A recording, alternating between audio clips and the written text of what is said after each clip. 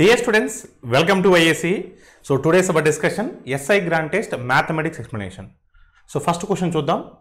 A man invests 8,500 rupees in the name of his two sons at 4% per annum and 5% per annum.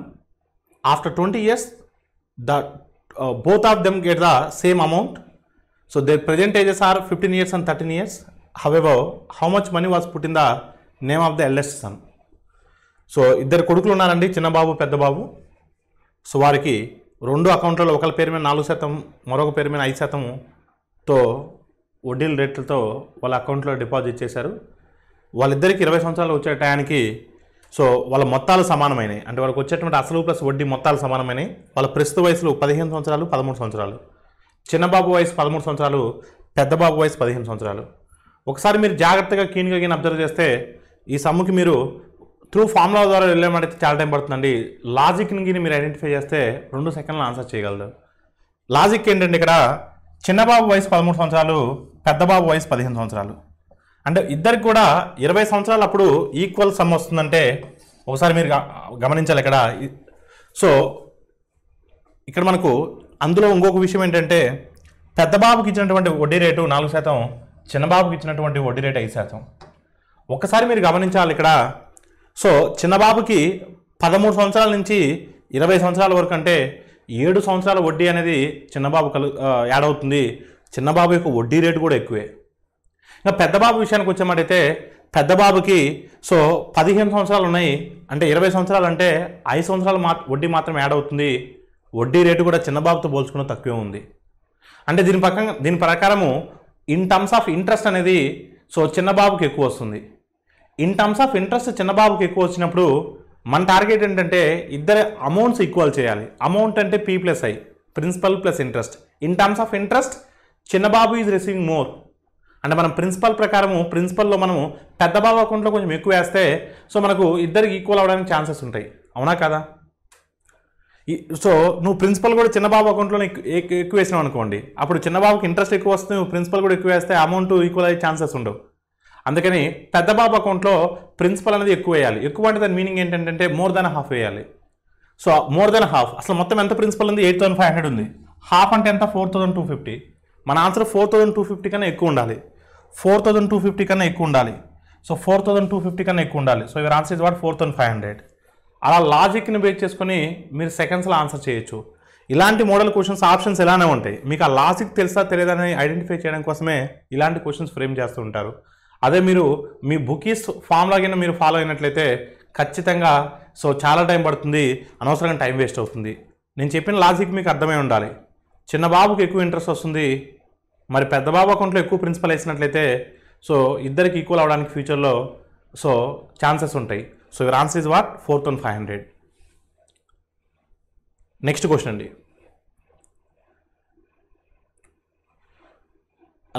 Ramakant is invested his money in 2 schemes, A and B. The investment ratio is 5:4, with the interest rate offered by scheme A being 8% simple interest, 20% bonus on the interest for completion of 5 years. The interest rate offered by scheme B is 9% per annum simple interest, while the investment in scheme A is 20,000. What is the amount he has taken on the both? So after completion of the 2 schemes. So total amount అడుగుతున్నాడు. రమకాంత్ తన దగ్గర ఉన్నటువంటి సొమ్ముని 2 స్కీమ్స్లో ఏ స్కీమ్లో కొంత పెట్టాడు, B స్కీమ్లో కొంత పెట్టాడు. ఆ నిష్పత్తి అనేది 5:4గా ఇచ్చినాడు. మొదటి స్కీమ్లో వడ్డీ రేటు సో 8%. సో వచ్చినటువంటి వడ్డీ మీద 20% బోనస్ కూడా ఇస్తున్నారు స్కీమ్ ఏలో. స్కీమ్ బిలో వడ్డీ రేటు 9%, 9%. మరి ఆ కాలం అయిపోయిన తర్వాత 5 సంవత్సరాల కాలం అయిపోయిన తర్వాత మొత్తం 2 స్కీమ్ల నుంచి కలెక్ట్ చేసినటువంటి మొత్తం ఎంత అని క్వశ్చన్ అడుగుతున్నారు. ఓకేనండి. సో ఒకసారికి మీరు చూస్తే ఇక్కడ నేను ఇక్కడ చూడమ్మా, ఇచ్చినటువంటి ఇన్వెస్ట్మెంట్స్ రేషియో ఇది వాటమ్మా 5:4. ఇచ్చినటువంటి ఇన్వెస్ట్మెంట్స్ రేషియో ఎంతమ్మా? 5:4. 5:4. ఇచ్చినటువంటి ఇన్వెస్ట్మెంట్స్ రేషియో 5:4. 5:4. 5:4. సో ఫస్ట్ స్కీమ్లో ఎంత ప్లే చేశారండి? స్కీమ్ ఏలో 20,000 అండి. స్కీమ్ ఏలో ఎంతమ్మా? 20,000. 20,000 అంటే 5 పార్ట్స్ అంటే 20,000 అండి. 5 parts is 20,000. 5 parts is 20,000. Then 4 parts is what amma? 5 parts is 20,000. The first scheme lo 20,000 rupees principal andi. 5 parts is 20,000. Each part is 4,000. Then 4 parts is what? 16,000. And the scheme A lo principal అనేది 20,000, scheme బిలో principal అనేది 16,000. Scheme ఏలో rate of interest ఎంతమ్మా? Scheme ఏలో rate of interest ఎంత? 8%.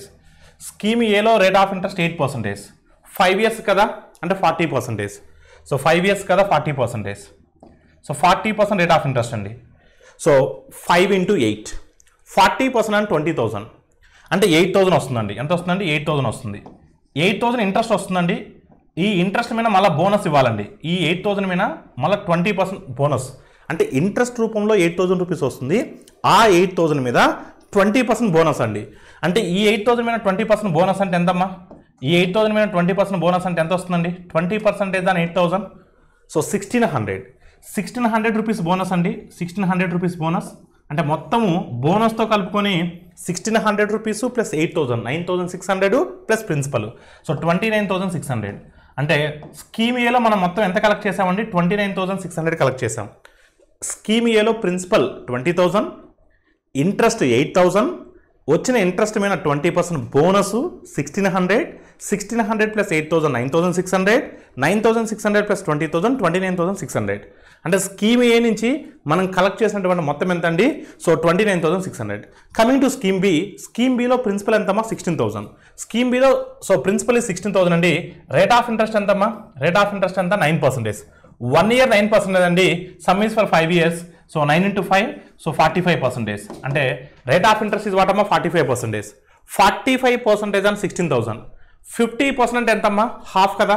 50% అంటే 8,000. 50% అంటే 8,000. 5% అంటే ఎంత? 800. సో 50% అంటే 8,000, 5% అంటే 800. Subtract 800 from so 8,000, that is what? 7,200. 7,200 అంటే సెకండ్ కేసు మనకి ఇంట్రెస్ట్ రూపంలో వచ్చింది 7,200. సో టుగెదర్ ఎంత వచ్చిందమ్మా? 23,200. 23,200. 23,200. So here 23,200, here 29,600. So together ఎంతమ్మా? సో మనకు 200, 600, 800 వస్తుంది. 23, 29, 52 వస్తుంది. So 52,800. So your answer is what? 52,800. అంటే 2 స్కీమ్స్లో మనం కలెక్ట్ చేసినటువంటి మొత్తం అమౌంట్ అనేది 52,800. Option D is the right answer.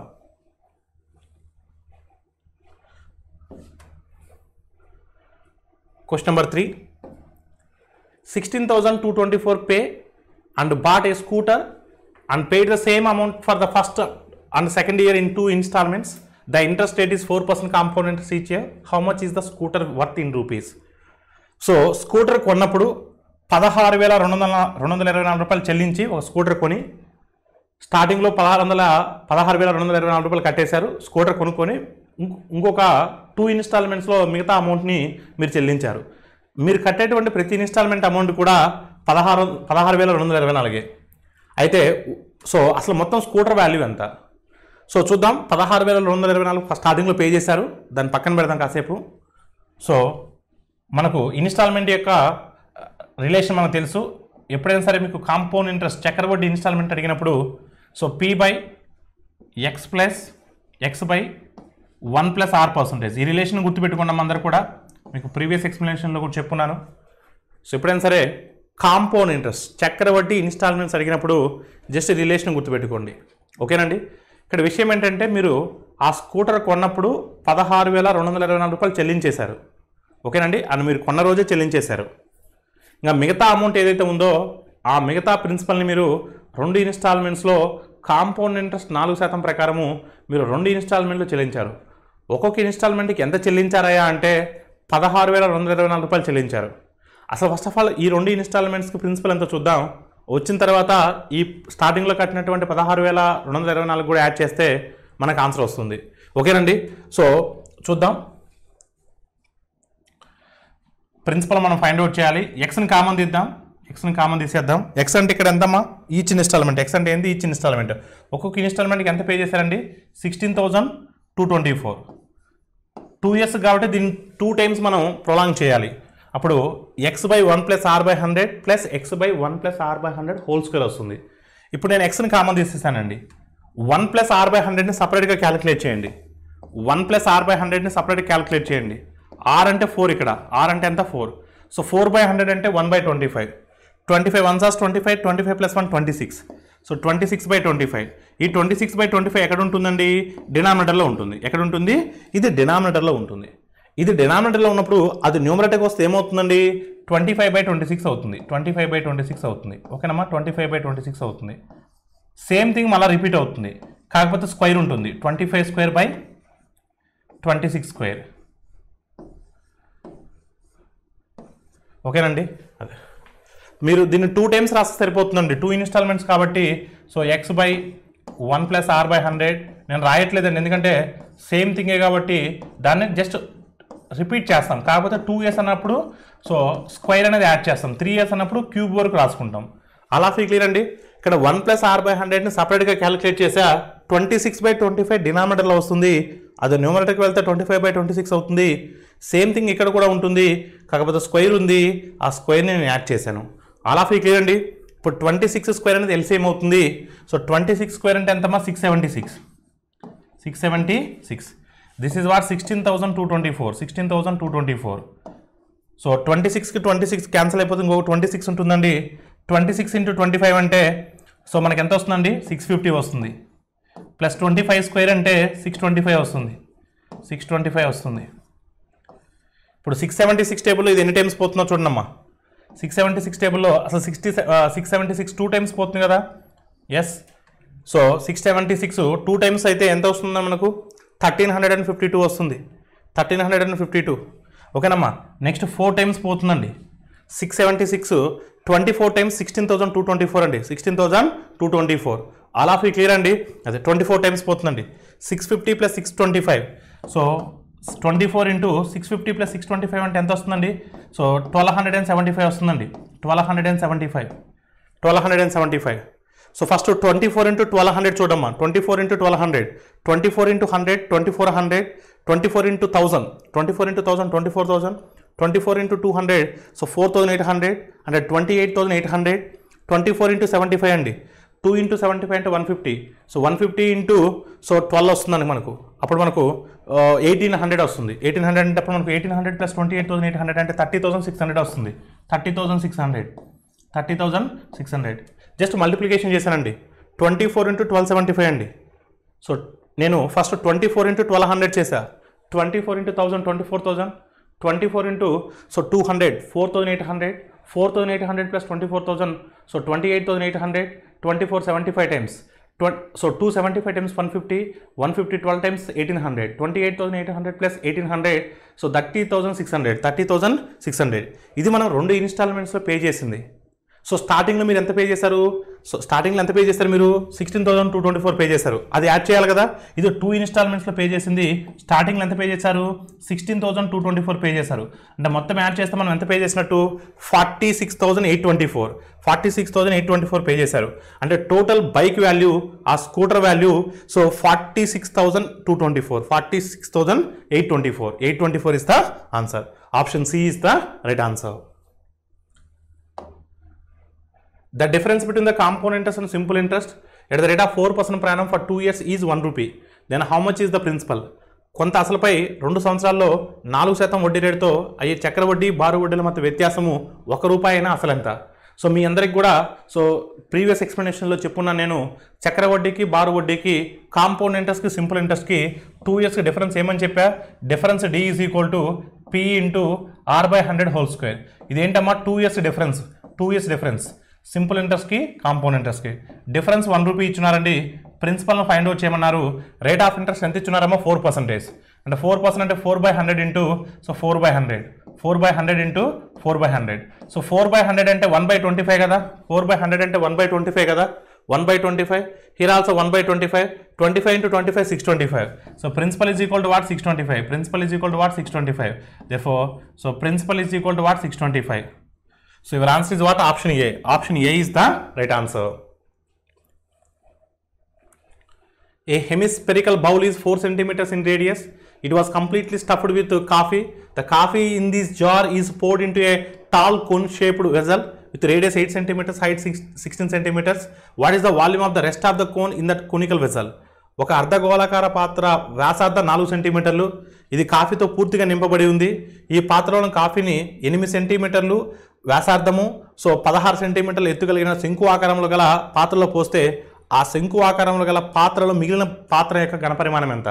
ఇక్కడ ఏం లేదండి, ఫస్ట్ అర్ధగోళాకార పాత్రలో ఉన్నటువంటి కాఫీని ఒక శంకు ఆకారంలో ఉన్నటువంటి ఇంకొక పాత్రలో పోసాము. పోస్తే సో ఆ మిగిలిన అంటే ఆ కాఫీ ఉండగా మిగిలినటువంటి ప్రాంతం యొక్క ఘనపరిమాణం ఫైండ్ అవుట్ చేయమంటున్నాడు. ఒకసారి మీరు చూస్తే ఇక్కడ డయాగ్రమాటిక్గా మీకు దీన్ని చూపించినట్లయితే, నేను ఇది ఒక అర్ధగోళాకారం అనుకోండి, ఇది ఒక అర్ధగోళాకారం అనుకోండి. సో దీని నుంచి మనకు దీని నిండా కూడా మనకు కాఫీ ఉందండి. దీని యొక్క వ్యాసార్థం ఇచ్చున్నాడమ్మా, దీని యొక్క వ్యాసార్థం 4 సెంటీమీటర్స్ ఇచ్చినాడు. సో ఈ అర్ధగోళాకారంలో నిండా ఉన్నటువంటి కాఫీ నేను సో దేంట్లో పోస్తున్నానండి, ఒక కోన్లో పోస్తున్నానండి. ఒక కోన్లో పోస్తున్నాను, ఒక శంకు ఆకారంలో ఉన్నటువంటి పాత్రలో పోస్తున్నాను. సో పాత్రలో పోసినప్పుడు ఈ పాత్ర యొక్క డైమెన్షన్స్ కూడా ఇచ్చున్నాడండి. సో ఈ పాత్ర యొక్క డైమెన్షన్స్ వ్యాసార్థం 16 ఇచ్చున్నాడండి.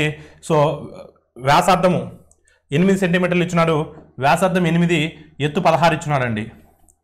అయితే అలా పోయిగా మనకు ఒకసారి మీరు చూస్తే ఇక్కడ వరకే నిండిందండి. సో ఫర్ ఎగ్జాంపుల్ ఇక్కడ వరకు ఈ కాఫీ అంటే దీని నిండా ఉన్న కాఫీని మీరు ఇక్కడ పోస్తే ఈ పార్ట్ వరకు నిండిందండి. మిగతా ప్రాంతం చూసారా, మిగతా ప్రాంతంలో సో ఖాళీ ప్రాంతం అండి. ఆ ఖాళీ ప్రాంతం యొక్క వైశాల్యము ఎంత శాతం, ఆ ఘనపరిమాణం ఎంత శాతం ఉంటుందో అంటున్నాడండి. ఫస్ట్ చూద్దామండి. సో ఫస్ట్ ఇక్కడ హెమిస్పియర్ అర్ధగోళాకారం యొక్క వాల్యూమ్. సో మనము స్పియర్ యొక్క వాల్యూమ్ అంటే 4/3 πr³. సో అర్ధగోళం అంటే 2/3 πr³. So 2/3 πr³. ఆర్ అంటే ఎంతమ్మా, 4 × 4 r³ divided by so cone యొక్క వాల్యూమ్ ఏంటంటే 1/3 πr²h. 1/3 πr²h. ఆర్ అంటే ఎంతమ్మా ఇక్కడ 8 × 8, హెచ్ అంటే 16. చూడమ్మా, పైకి క్యాన్సిల్ అవుతుంది, 3కి 3 క్యాన్సిల్ అవుతుంది. సో 16కి 16 క్యాన్సిల్ అవుతుంది. సో 4 2s are 8, 8 క్యాన్సిల్ అవుతుంది. అంటే ఆ అర్ధగోళాకారం అనేది ఈ యొక్క కోన్లో ఎంత వంతండి, 1/8 వంతండి. అంటే అర్ధగోళాకారంలో ఉన్నటువంటి పాత్ర యొక్క ఘనపరిమాణము శంకు ఘనపరిమాణంలో 1/8 వంతండి. అంటే ఎంత భాగం నిండి ఉంటుందండి, 1/8 వంతు భాగం నిండి ఉంటుందండి. అంటే ఈ నిండిన భాగం 1/8 వంతండి. ఈ నిండిన భాగం 1/8 అంటే ఖాళీగా ఉన్న భాగం ఎంత ఉండాలండి, 7/8 అవ్వాలండి. అంతే కదా. అర్ధగోళాకారంలో ఉన్నటువంటి కాఫీని మనం శంకు ఆకారంలో ఉన్నటువంటి పాత్రలో పోస్తే 1/8 వంతు నిండిందండి శంకులో. అంటే రిమైనింగ్ ఖాళీగా ఉన్న ప్రాంతము 7/8 కదా. 7/8 అంటే ఎంత శాతం అమ్మా, 87.5%. మీకు భిన్నపట్టికి చెప్పున్నానండి. 1/8 అంటే 12.5% అని చెప్పున్నాను. 7/8 అంటే 87.5% అని చెప్పున్నానండి. అంటే ఫైనల్గా మీ ఆన్సర్ ఎంత అండి, 87.5%. ఒకవేళ ఎంత భాగం ఖాళీగా ఉందని అడగకుండా ఎంత భాగం నిండింది అని అడుగుంటే మీ ఆన్సర్ 12.5 అండి. So your answer is what, option B. Next question అండి. The hemispherical parts are removed from the both the ends of a wooden object, then it look like a cylinder as shown in the diagram below. The height of the cylinder is 10 centimeters. Its base radius is 3 centimeters. What is the total surface area? So base radius is 3.5 centimeters amma. It's not 3, it's 3.5 centimeters. So what is the total surface area? క్రింది పటంలో చూపిన విధంగా ఒక చెక్కతో చేసినటువంటి వస్తువు యొక్క 2 చివరల నుండి అర్ధగోళాకార భాగమును తొలగించబడిన స్తూపం వలె ఉన్నది. స్తూపం యొక్క ఎత్తు 10 సెంటీమీటర్లు, దాని భూ వ్యాసార్థం 3.8 సెంటీమీటర్లు అయినచో ఆ వస్తువు యొక్క సంపూర్ణ తల వైశాల్యం ఎంత అండి? సో సంపూర్ణ తల వైశాల్యం ఫస్ట్ ఆఫ్ ఆల్ ఒకసారి మీరు చూస్తే సంపూర్ణ తల వైశాల్యం అంటే మనకు కనిపించేటువంటి అన్ని ఫేసులు. ఇప్పుడు మనం ఇలా చూస్తుంటే మనకి ఏం కనిపిస్తుందండి, ఒక స్తూపాకారంలో కనిపిస్తుంది. స్తూపాకారం యొక్క సో ప్రక్తల వైశాల్యం ఎంత అండి, 2πrh. సో సిలిండర్ యొక్క so curved surface area 2πrh. ఇది వన్ వేలో చూస్తుంటే. మనము ఇలా సైడ్ వేవ్ నుంచి చూస్తున్నాం అనుకోండి, ఒక సైడ్ వేవ్ నుంచి చూస్తున్నాం అనుకోండి, ఇది రిమూవ్ చేస్తే మనకి ఏం కనిపిస్తుందండి, ఒక వృత్తాకారంలో కనిపిస్తుందండి, ఒక వృత్తాకారంలో కనిపిస్తుంది. అంతే కదా. అంటే ఆ వృత్తాకారంలో కనిపిస్తుంది, అది మనకు చూడండి. అంటే దీన్ని నేను డయాగ్రామ్ని ఇలా షిఫ్ట్ చేస్తున్నానండి. ఇది ఒక స్తూపాకారంలో ఉంది. ఇప్పుడు ఈ పార్ట్ని తీసేస్తే అది ఏ కారణంగా కనిపిస్తుందండి, ఇలా కనిపిస్తుందండి, ఇలా కనిపిస్తుంది. అంటే ఇది తీసేస్తే, ఈ పార్ట్ తీసేస్తే ఇలా కనిపిస్తుంది. ఇది అర్ధగోళాకారంలో కనిపిస్తుందా లేదా మీకు, హెమిస్పియర్లో కనిపిస్తుందా, హెమిస్పియర్లో కనిపిస్తుందా లేదా? హెమిస్పియర్ యొక్క కర్వ్డ్ సర్ఫేస్ ఏరియా ఏంటండి, 2πr². అది వన్ వైపు అండి, వన్ సైడ్, అది వన్ సైడ్. సిమిలర్గా రెండు వైపులా తీసేసారు కదా, ఈ వైపు కూడా తీసేస్తే అది ఎలా కనిపిస్తుందండి, ఇలా కనిపిస్తుందండి. ఇది కూడా ఒక అర్ధగోళాకారంలో కనిపిస్తుంది కదా. దీని యొక్క ప్రక్కతల వైశాల్యం కర్వ్డ్ సర్ఫేస్ ఏరియా అంటే 2πr².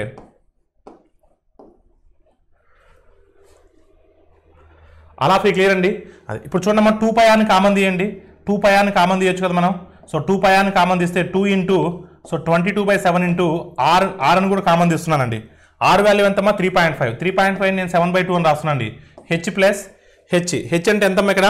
హెచ్ అంటే సిలిండర్ యొక్క హైట్ అండి. ఎంత ఇచ్చినాడమ్మా? 10 ఇచ్చినాడు. సిలిండర్ హైట్ ఎంత ఇచ్చినాడమ్మా? 10 ఇచ్చినారు. Yes. So cylinder height is 10 plus ఇక్కడ ఎంత వస్తుందండి? 2πr కామన్ తీస్తే ఆర్ వస్తుందండి. 2πr కామన్ తీస్తే ఇక్కడ ఆర్ వస్తుంది. 2πr కామన్ తీస్తే ఆర్ వస్తుంది, ఇక్కడ కూడా ఆర్ వస్తుందండి. ఆర్ ప్లస్ ఆర్ అంటే 3.5.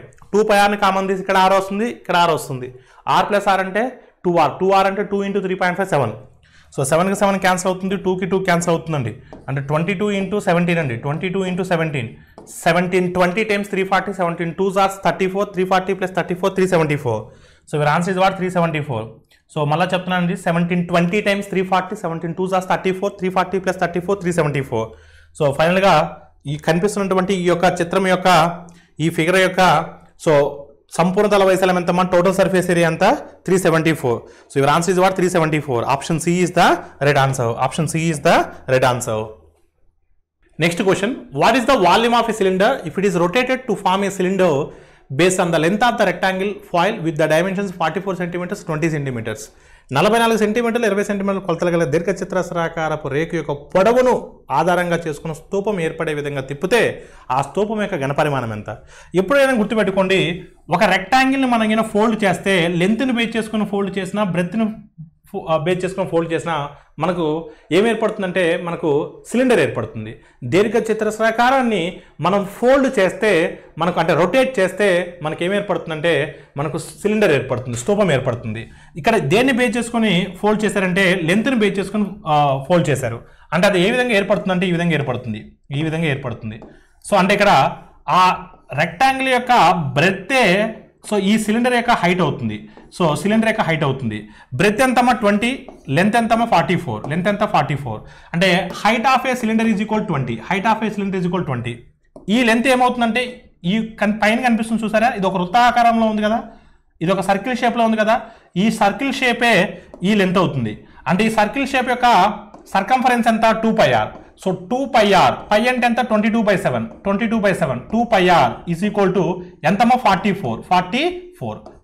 ఈ 44కి 44 క్యాన్సిల్ అవుతే ఆర్ ఈజ్ ఈక్వల్ ఎంత అవుతుందమ్మా 7 అవుతుంది. ఆర్ ఈజ్ ఈక్వల్ ఎంత అవుతుంది? సో ఆ పైన కనిపించేటువంటి ఇదిగో లేదా కింద ఈ కిందది ఏమవుతుందండి ఇది అవుతుంది, ఈ లెంత్ అవుతుంది. ఓకేనమ్మా. ఈ 2πr దీని యొక్క 2πr పై అంటే 22/7 into r is equal to 44 అవుతుంది. 44 అవుతుంది. అప్పుడు 44కి 44 క్యాన్సిల్ అవుతే ఆర్ ఈజ్ ఈక్వల్ 7 అవుతుంది. ఇప్పుడు మనకు ఆర్ తెలుసు, 7 హెచ్ తెలుసు. మనకు కావాల్సింది ఏంటి? సిలిండర్ యొక్క వాల్యూమ్ కావాలి. వాల్యూమ్ ఆఫ్ ద సిలిండర్ ఏంటమ్మా πr² హెచ్. పై అంటే 22/7, r² 7 into 7, హెచ్ అంటే 20. హెచ్ అంటే ఎంతమ్మా 20. 7కి 7 క్యాన్సిల్ అవుతుంది. 22 7s 154. 154 2 times 308. 0 ఉంది కాబట్టి 3080. So your answer is what option D. Option D is the right answer. 4 meter long, 3 meter wide, 2 meter deep. Soil is removed and that soil is poured into another 40 meters long, 30 meters wide area and flattened evenly on all the sides. Then height of the soil in flattened area is what? ఒక స్థలంలో 4 మీటర్ల పొడవు, 3 మీటర్ల వెడల్పు, 2 మీటర్ల లోతు కలిగినటువంటి ఒక గుంతను తీసి వచ్చినటువంటి మట్టిని వేరొక ప్లేస్లో 40 మీటర్ల పొడవు, 30 మీటర్ల వెడల్పు కలిగినటువంటి స్థలంలో పోసి ఉన్న అన్ని వైపులా సమానంగా చదును చేస్తే ఏర్పడే మెరక ఎంత అంటే ఏర్పడేటువంటి హైట్ ఎంత? ఓకేనమ్మా. ఏర్పడేటువంటి హైట్ ఎంత మీకు జనరల్గా కూడా తెలుసు. ఏదైనా ఒక ప్రదేశానికి వెళ్ళి సో కొంత ప్రదేశంలో మట్టి తవ్వి ఆ మట్టి ఏదైతే తవ్వామో ఆ మట్టిని వేరొక ప్లేస్లో మనం సమానంగా మనం చదువు చేసినట్లయితే మరి ఆ ప్లేస్ యొక్క ఎంతో కొంత అంటే హైట్ ఇంక్రీజ్ అవుతుంది కదా, మెరక ఏర్పడుతుంది కదా. సో ఆ మెరక యొక్క హైట్ అడుగుతున్నాడండి. సెంటీమీటర్స్లో ఇచ్చాడండి, కానీ ఇచ్చిన డేటా మీటర్లో ఇచ్చాడు. మనం ఎప్పుడైనా సరే గుర్తుపెట్టుకోండి, ఇచ్చిన డేటా మీటర్లలో ఉండి ఇచ్చినటువంటి ఆప్షన్స్ సెంటీమీటర్లో ఉంటే మనం ఇచ్చినటువంటి గివెన్ డేటాను కూడా సెంటీమీటర్లో మార్చుకోవాలండి. అంటే ఇచ్చినటువంటి ఆప్షన్స్ అనుగుణంగా మనం గివెన్ డేటాని మార్చుకోవాలి. అప్పుడు మనకు సంబంధం ఈజీగా వస్తుంది. చూద్దామమ్మా. సో మనకి ఎంత మట్టి తీశారో అంత మెరక పెరుగుతుంది, అంతే కదా. ఎంత అయితే మట్టి తీశారో సో అంత మెరక మనకు పెరుగుతుంది. అంటే రెండింటి యొక్క వాల్యూమ్స్ ఈక్వల్ అవ్వాలి. రెండింటి యొక్క వాల్యూమ్స్ అంటే ఇట్స్ లైక్ క్యూబాయిడ్. లెంత్ ఇచ్చాడు, బ్రెత్ ఇచ్చాడు, హైట్ ఇచ్చాడు. It's like cuboid. చూద్దాం. సో 4 into 4 మీటర్స్ కాబట్టి నేను సెంటీమీటర్స్లో మారుస్తున్నాను. 4 into 100 next length into breadth 3 metres, 3 into 100. So ఎంత లోతు తవ్వారండి? 2 మీటర్స్ డీప్. So 2 into 100. ఈ మట్టిని తీసి వేరొక ప్లేస్లో పోసారండి. ఆ వేరొక ప్లేస్లో అంటే వేరొక ప్లేస్ యొక్క డైమెన్షన్స్ ఏంటంటే 40 metres long, 40 metres long, 40 metres long అండి. అంటే 40 ఇంటూ 100, 30 మీటర్స్ వైడ్, 30 ఇంటూ 100. ఎంత హైట్ వచ్చింది అలా పోయేగా ఎంత హైట్ వచ్చింది? హెచ్ని మనం ఫైండ్ అవుట్ చేయాలండి. హెచ్ని మనం ఫైండ్ అవుట్ చేయాలి. అలా ఫీ క్లియర్ అండి. సో ఇక్కడ ఒకసారి కింద మీరు చూస్తే సో ఇక్కడ 2 zeros-కి 2 zeros-కి ఓకేనమ్మా. మొత్తం ఎన్ని జీరోస్ ఉన్నాయమ్మా? 6 zeros ఉన్నాయి. ఇక్కడ కూడా 6 zeros ఉన్నాయి చూడండి. ఇక్కడ కూడా 6 zeros ఉన్నాయి. 6 zeros క్యాన్సిల్ అండి. 4 3కి 4 3 కూడా get cancel. Therefore h is equal to what? 2. H is equal to what? 2 centimetres. అంటే ఎంత హైట్, ఎంత మెరక ఏర్పడిందమ్మా? 2 సెంటీమీటర్ల మెరక ఏర్పడింది. అంటే ఆ మట్టిని తీసి వేరొక ప్లేస్లో పోయడం వల్ల ఆ కొత్త ప్లేస్ యొక్క సో ఆ హైట్ అనేది ఎంత పెరిగిందంటే 2 సెంటీమీటర్స్ పెరిగిందండి. So your answer is what? Option A. The midpoints between the sides AB, BC, CD, DA in a square ABCD are PQRS respectively. With each side length 2 centimeters and 1 centimeter radius of arc were drawn as shown in the figure. So however PQRS are the map area. So చూద్దాం. చతురస్రం ABCDలో AB, BC, CD, DA భుజాల మధ్య బిందువులు వరుసగా PQRS. చతురస్రం ఒక్కొక్క భుజం పొడవు 2 సెంటీమీటర్లు. చతురస్ర శీర్షాల వద్ద ఒక్కొక్కటి 1 సెంటీమీటర్స్ వ్యాసార్థం గల 4 చేపలను పటంలో చూపిన విధంగా గీశారు. అయితే PQRS యొక్క వైశాల్యం ఎంత? సో ఇక్కడ ఈయన మీరు చూసినట్లయితే ఆల్ ఆఫ్ యూ సో ఈ PQRS యొక్క వైశాల్యం అడుగుతున్నారు మనల్ని. ఈ PQRS యొక్క వైశాల్యం అడుగుతున్నారు. So first of all ABCD అనేది ఒక చతురస్రము, అన్ని భుజాల సమానము. సో అన్ని భుజాల సమానము, ప్రతి భుజం పొడవు 2 సెంటీమీటర్లు. సో దీని యొక్క వ్యాసార్థం 1 సెంటీమీటర్ అంటున్నాడు. ఇక్కడ నుంచి ఒకటి, ఇక్కడ నుంచి ఒకటి. అంటే P అనేది మధ్య బిందువు కాబట్టి, P అనేది మిడ్ పాయింట్ కాబట్టి ఇక్కడ 1 ఉంటుంది, ఇక్కడ 1 ఉంటుంది. ఇప్పుడు మనకు ఈ ఏరియా కావాలి అంటే PQRS అనే ఈ ఏరియా కావాలంటే మనం ఏం చేయాలి? సో చతురస్ర వైశాల్యంలో నుంచి చతురస్ర వైశాల్యం అంటే side into side 2 square. 2 square అంటే ఎంత? 4. చతురస్ర వైశాల్యంలో నుంచి మనం ఏం తీసేయాలి? ఈ 4. సో ఈ ఆర్కులు అంటే ఇక్కడ మీకు సెక్టార్లు కనిపిస్తున్నాయా? ఈ సెక్టార్ ఏరియా, ఈ సెక్టార్ ఏరియా, ఈ సెక్టార్ ఏరియా, ఈ సెక్టార్ ఏరియా. ప్రతి సెక్టార్ కూడా 90 degreesని కలిగి ఉంటుంది. అంటే 90 degrees, 90 degrees, 90 degrees. అంటే మొత్తం ఏమవుతుందండి? 90 90 90 90 360 degrees అవుతుంది. అంటే కంప్లీట్ సర్కిల్ అవుతుంది. ఈ 4 సెక్టార్స్ని యాడ్ చేస్తే ఒక కంప్లీట్ సర్కిల్ అవుతుంది కదా. అంటే స్క్వైర్ ఏరియాల నుంచి ఒక కంప్లీట్ సర్కిల్ ఏరియాని కానీ మనం తీసేసినట్లయితే మనకు కావాల్సినటువంటి ఈ షేడెడ్ రీజన్ మనకు వస్తుంది. ఎందుకంటే 4 సెక్టార్స్ మనకి యాడ్ చేసినట్లయితే ఒక సర్కిల్ ఏర్పడుతుంది. ఎందుకంటే ప్రతి కోణం కూడా 90 degrees ఉంటుంది కాబట్టి సో మనకు 360 degrees అంటే కంప్లీట్ సర్కిల్ వస్తుంది కాబట్టి so pi r square. Circle area ఎంతమ్మా? Pi r square. ఆర్ ఎంతమ్మా? ఇక్కడ ఆర్ వాల్యూ ఎంత అండి? 1. సో పై ఆర్ స్క్వేర్ అంటే సో పై ఇంటూ 1 స్క్వేర్ అండి. 1 స్క్వేర్ అంటే 1, పై ఇంటూ 1 అంటే పైయే కాబట్టి so your answer is what? 4 - π. Your answer is what? 4 - π. So option B is the right answer. ఓకేనండి. సో 4 అండి. ఇక్కడ 90 degrees ఉంటుంది, ఇక్కడ 90 degrees ఉంటుంది, ఇక్కడ 90 degrees ఉంటుంది, ఇక్కడ 90 degrees ఉంటుంది. సో 90 + 90 + 90 + 90 అంటే 360 అంటే కంప్లీట్ సర్కిల్. సో చతురస్ర వైశాల్యంలో నుంచి వృత్త వైశాల్యాన్ని తీసేసినట్లయితే మనకు కావాల్సినటువంటి ఈ యొక్క షేడెడ్ ఓకేనమ్మా ఈ షేడెడ్ ఏరియా మనకు వస్తుంది. So your answer is what? 4 - π.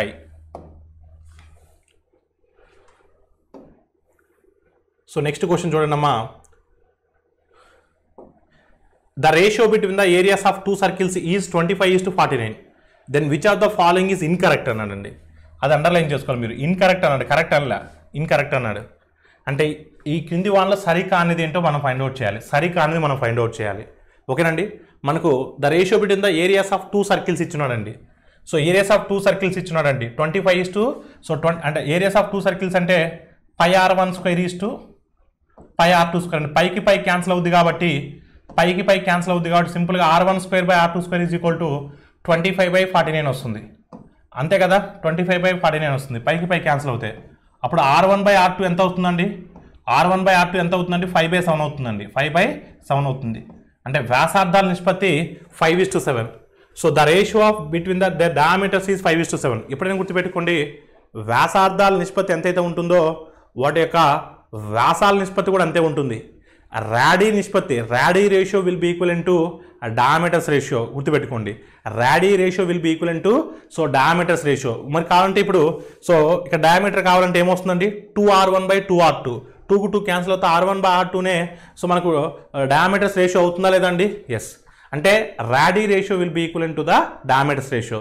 రాడీ ratio 5:7, diameters ratio కూడా 5:7 కాబట్టి వ్యాసాల నిష్పత్తి కూడా 5:7 కాబట్టి ఫస్ట్ స్టేట్మెంట్ కరెక్ట్ ఇది కరెక్ట్. కానీ మనకు కావాల్సింది ఏంటి, ఇన్కరెక్ట్ వన్ కావాలి. So the ratio between their circumferences is 5:7. Circumference అంటే ఏంటి, 2πr1/2πr2. 2π అనేది 2π క్యాన్సిల్ అవుతుంది, అంటే r1/r2నే, అంటే వ్యాసార్థాల నిష్పత్తే సర్కంఫరెన్స్ యొక్క నిష్పత్తి అవుతుంది. గుర్తుపెట్టుకో, radii ratio will be equal to circumferences ratio. అంటే సెకండ్ స్టేట్మెంట్ కూడా కరెక్టే, ఎందుకంటే 2πr1/2πr2, 2πకి 2π క్యాన్సిల్ అయినట్లయితే, 2πకి 2π క్యాన్సిల్ అయినట్లయితే r1/r2నే మనకు సర్కంఫరెన్స్ రేషియో అవుతుంది. ఓకేనమ్మా, సెకండ్ స్టేట్మెంట్ కూడా కరెక్టే, మనకి ఇన్కరెక్ట్ వన్ కావాలి. సో థర్డ్ స్టేట్మెంట్ చూస్తే the ratio between radii ratio 5:7. Yes, వాళ్ళే చెప్పున్నారు 5:7. అంటే ఫస్ట్ మూడు స్టేట్మెంట్ కరెక్టేనే అంటే ఇన్కరెక్ట్ స్టేట్మెంట్ అడిగాడు. అసలు 4వ స్టేట్మెంట్ చూడకుండానే మనం ఆన్సర్ టిక్ కొట్టవచ్చు, ఇది సరైనది కాదు అని. ఎందుకు కాదు సరైనది, 3 కరెక్ట్ అయినాయి, అలాంటప్పుడు 4ది కరెక్ట్గా. So the ratio between the radii ratio is 25:49, radii ratio 5:7, not 25:49. So your incorrect one is what, option D. Incorrect one is option D. Incorrect one. Okay, nama. Incorrect one is what? Option D. So your answer is what? Option D. In an election between two candidates, 80% of the registered voters cast their ballots and cast their votes. So it was decided that 5% of the votes cast were incorrect. The winning candidate received 32490 votes. If these are 60% of the correct votes and the valid votes, then what is the total number of registered voters? ఇద్దరు అభ్యర్థుల మధ్య ఒక election జరిగిందండి. నమోదైన ఓటర్లలో 80% మంది ఓట్లు వేశారు. అంటే ఎంతమంది అయితే రిజిస్టర్ చేసుకున్నారో అంతమంది ఓటు వేయలేదండి. ఆ ఓటేసే రోజు 80% మంది ఓటేశారండి. ఈ వేసిన ఓట్లలో మళ్ళీ 5% ఓట్లు చెల్లలేదండి. చెల్లిన ఓట్లలో గెలుపొందిన అభ్యర్థికి 60% ఓట్లు వచ్చాయి. అతని యొక్క మెజారిటీ, సో గెలిచిన అభ్యర్థికి మెజారిటీ కాదు, గెలిచిన అభ్యర్థికి వచ్చిన ఓట్లు 32490 అయితే అసలు మొత్తం ఎన్ని ఓట్లు రిజిస్టర్ అయ్యాయి అని క్వశ్చన్ అడుగుతున్నారు. చూద్దామమ్మా, అసలు మొత్తం ఎన్ని ఓట్స్ రిజిస్టర్ అయ్యారు అంటే ఎంతమంది ఓటర్ లిస్టులో ఉన్నారో తెలియదండి. నేను 100 అని అజంప్షన్ చేసుకుంటున్నానండి. 100 అని అజంప్షన్ చేసుకుంటే సో 80% మందే ఓటు వేశారండి. ఓటు వేసిన వాళ్ళు ఎంతమంది, 80% మంది అండి. వీళ్ళు టోటల్ అండి, టోటల్ రిజిస్టర్ క్యాండిడేట్స్ అండి. అంటే టోటల్ వీళ్ళు ఓటు వేయడానికి సో వాళ్ళ నేమ్స్ నమోదు చేసుకున్నారండి ఓటర్ లిస్ట్లో. సో 100 మంది, వాళ్ళలో ఓటు వేసిన వాళ్ళు, ఆ రోజు ఓటు వేసిన వాళ్ళు ఎంతమంది అండి, క్యాస్టింగ్ ఓట్స్ ఏంటమ్మా, ఓటు నమోదు చేసుకున్న వాళ్ళు ఎంతమంది, 80% అండి. క్యాస్ట్ చేసిన వాళ్ళు 80% అండి. అంటే 100లో 80% అంటే 80. ఈ 80లో మళ్ళీ ఇన్వాలిడ్ ఓట్స్ అండి 5% ఇన్వాలిడ్ ఓట్స్ అండి. 5% అంటే ఎంతమ్మా, ఇన్వాలిడ్ ఓట్స్ అంటే 80లో 5% అంటే ఎంతమ్మా, 4. 80లో 5% ఎంత, 4. 5% ఇన్వాలిడ్ అండి. 5% ఎంత, ఇన్వాలిడ్. సో 5% మంది ఓట్లు చెల్లలేదండి. అప్పుడు వ్యాలిడ్ ఓట్స్ ఎంత అవుతాయండి, రిమైనింగ్ 76 అవుతాయండి. Remaining 76 valid votes. ఈ 76లో విన్నింగ్ క్యాండిడేట్కి ఎన్ని ఓట్స్ వచ్చాయండి, సో విన్నింగ్ క్యాండిడేట్కి ఎన్ని ఓట్స్ వచ్చాయి, సో 60% వచ్చాయండి. అంటే 60% ఆన్ 60% ఆఫ్ 76 అండి. 60% ఆఫ్ 76. ఆ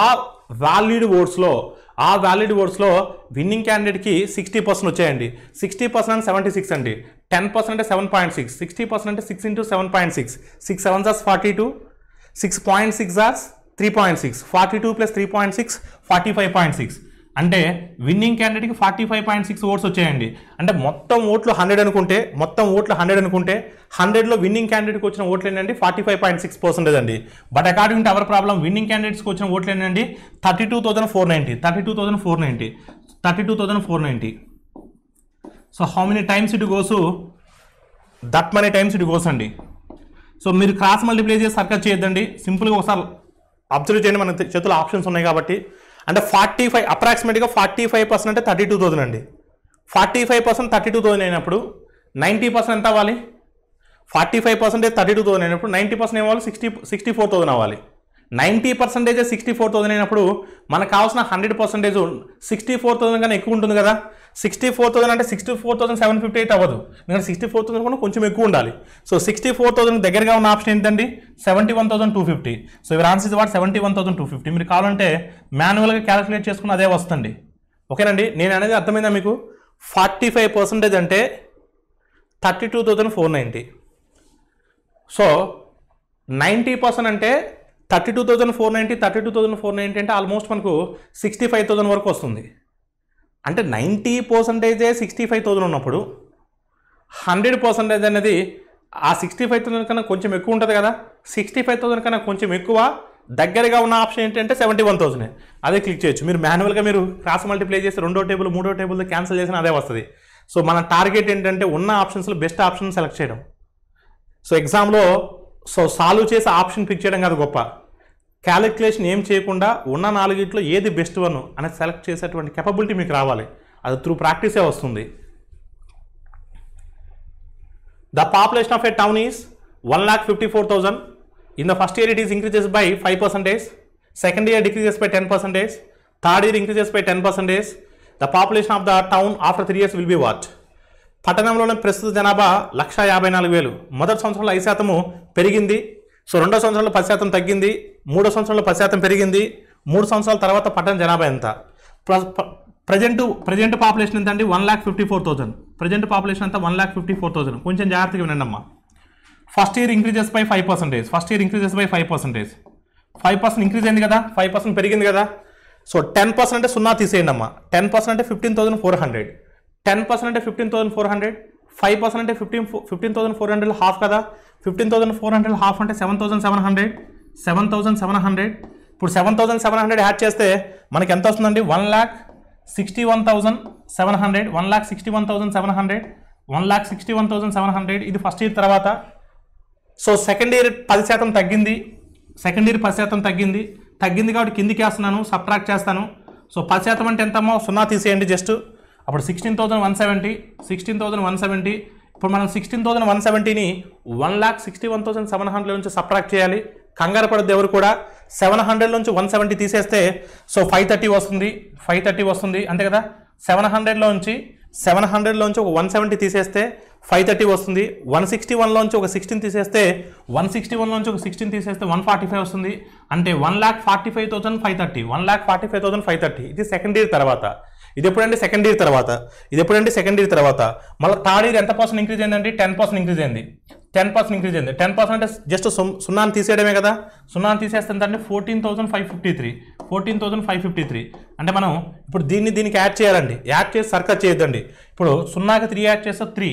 అంటే మన ఆన్సర్ 3తో ఎండ్ అవ్వాలి. మన ఆన్సర్ 3తో ఎండ్ అవ్వాలి. సో 3తో ఎండే ఆప్షన్స్ ఎన్ని ఉన్నాయండి? 3తో ఎండే ఆప్షన్స్ ఎన్ని ఉన్నాయండి? ఒకటే ఆప్షన్ ఉందండి. So your answer is what? Option C. Option C is the right answer. A milk seller buys some milk.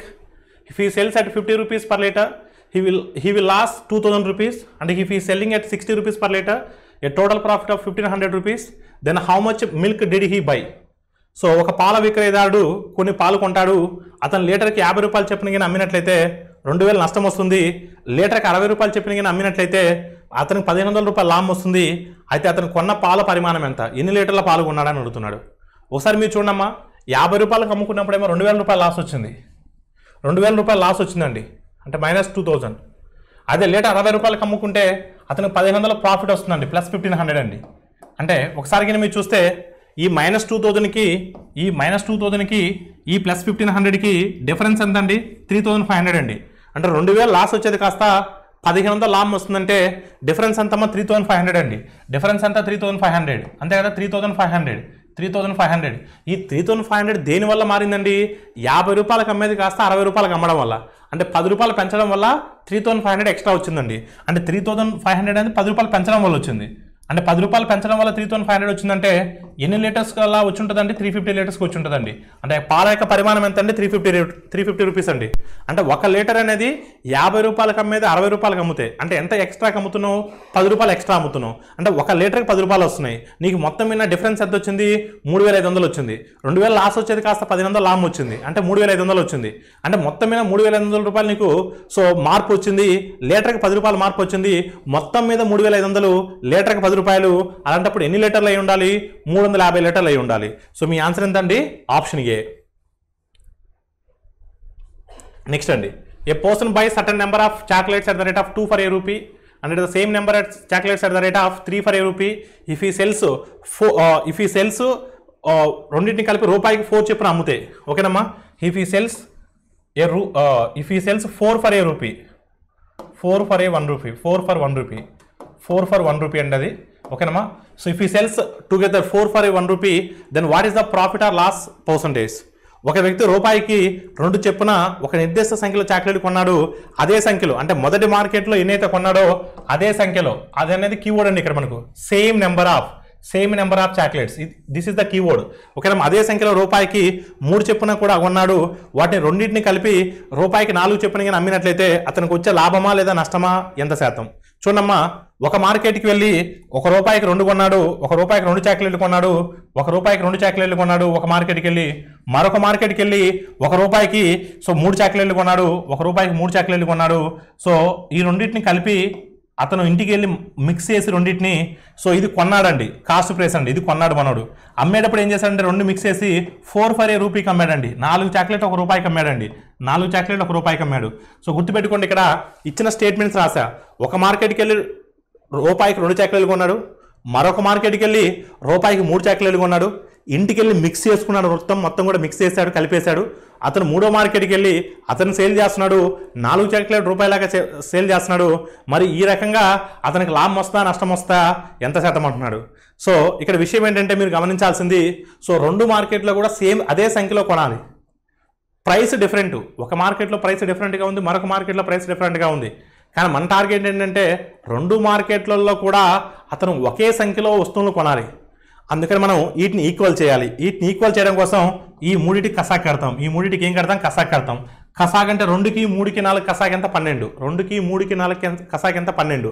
So ఒకసారికి మీరు చూడండి, 2 చాక్లెట్లు ₹1, మరి 12 చాక్లెట్లు ఏమవుతాయండి? 2 చాక్లెట్లు ₹1 అయితే 12 చాక్లెట్లు ₹6 అవుతాయండి. 12 చాక్లెట్లు ఎంత అవుతాయేమో? ₹6 అవుతాయండి. ఓకేనమ్మా, 12 చాక్లెట్లు ₹6 అవుతాయి. 3 చాక్లెట్ ₹1 అంటే మరి 12 చాక్లెట్లు ఎంత అవుతాయండి? ₹4 అవుతుందండి. ₹4 అవుతాయి. అంటే ఇక్కడ విషయం ఏంటంటే 2 మార్కెట్లో కూడా మన టార్గెట్ ఏంటంటే ఒకే సంఖ్యలో వస్తువులను కొనాలి. మొదటి మార్కెట్లో 12 వస్తువులు కొన్నాను, రెండో మార్కెట్లో 12 వస్తువులు కొన్నాను. ప్రైస్ డిఫరెంట్ అవ్వచ్చు, కానీ ఒకే సంఖ్యలో సేమ్ నెంబర్ ఆఫ్ చాక్లెట్స్ 2 మార్కెట్లో పర్చేజ్ చేశా. ఎస్, ఇప్పుడు మనం 24 చాక్లెట్లు కొన్నాం. ఎంతకి కొన్నాం? 24 చాక్లెట్లు ₹10 కొన్నాం. 24 చాక్లెట్లు ఎంత కొన్నాం? ₹10 కొన్నాం. 24 చాక్లెట్లు ₹10 కొన్నాం. ఇప్పుడు నేను 24 చాక్లెట్లు అమ్ముకోవాలిగా, 24 చాక్లెట్లు అమ్ముకోవాలి కదా. 12 24 కొన్నా, 24 అమ్ముకోవాలిగా. 4 చాక్లెట్ రూపాయలు లెక్కన, 4 చాక్లెట్ రూపాయలు లెక్కన. మరి 24 చాక్లెట్లు ఎంత అవుతాయండి? ₹6 అవుతాయండి. 24 చాక్లెట్లు ఎంత అవుతాయండి? ₹6 అవుతాయి. అంటే కొన్న వేల ఏమో ₹10, కాస్ట్ ప్రైస్ ఏమో ₹10, సెల్లింగ్ ప్రైస్ ఏమో ₹6 అండి. అంటే లాస్ వస్తున్నట్టేగా. ఎంత లాస్ వస్తుందంటే ₹4 లాస్ వస్తుందండి. అడిగింది లాస్ పర్సంటేజ్ అండి. లాస్ పర్సంటేజ్ ఎప్పుడు కూడా కొన్న వేల మీద లెక్కెడతామండి. లాస్ పర్సంటేజ్, నష్ట శాతం ఎల్లప్పుడు కూడా కొన్న వేల మీద లెక్కెడతాం. అంటే loss percentage is equal to 4/10 అంటే, సో 4/10 అంటే ఏమొస్తుందండి మనకు? 4/10 అంటే ఏమొస్తుందండి? 40%. సో లాస్ ఎంతమ్మా? 40%. లాస్ ఎంత అండి? 40% లాస్ వస్తుందండి. So your answer is what? 40% నష్టము, 40% loss. So your answer is what? Option C. x plus 1/x is equal √3 అండి. Then x to the power of 25 plus 1/x to the power of 25 value is how much అండి? ఒకసారి మీరు చూస్తే మీకు ఈ relation previous explanation కూడా చెప్పుకున్నానండి. ఎప్పుడైనా గుర్తుపెట్టుకోండి, x plus 1/x is equal to √3 అయితే x⁴6 is equal to -1 అవుతుందండి. సో ఈ యొక్క అవుట్పుట్ కూడా మీకు ప్రీవియస్ ఎక్స్ప్లెనేషన్లో చెప్పుకున్నానండి. గుర్తుపెట్టుకోండి, ఎప్పుడైనా సరే x plus 1/x is equal to √3 అయితే, x plus 1/x is equal to √3 అయితే x⁴6 is equal to -1 అవుతుందండి. అయితే మనకి x to the power of 25 plus 1/x to the power of 25 value కావాలండి. ఓకేనమ్మా, ఈ వాల్యూ మనకు కావాలండి. ఒకసారి మీరు చూస్తే x⁴ to the power of 24 నేను ఇలా రాస్తున్నానండి. x⁴ -6 whole power 4 into x. ఇప్పుడు ఏమవుతుందండి? ఇది x⁴ 24 ఇంటూ x అంటే x to the power of 24, x to the power of 24. ఓకేనమ్మా, సో ఒకసారి మీరు చూస్తే x to the power of -6, not -6, x to the power of 6, x to the power of 6 whole to the power of 4 into x అండి.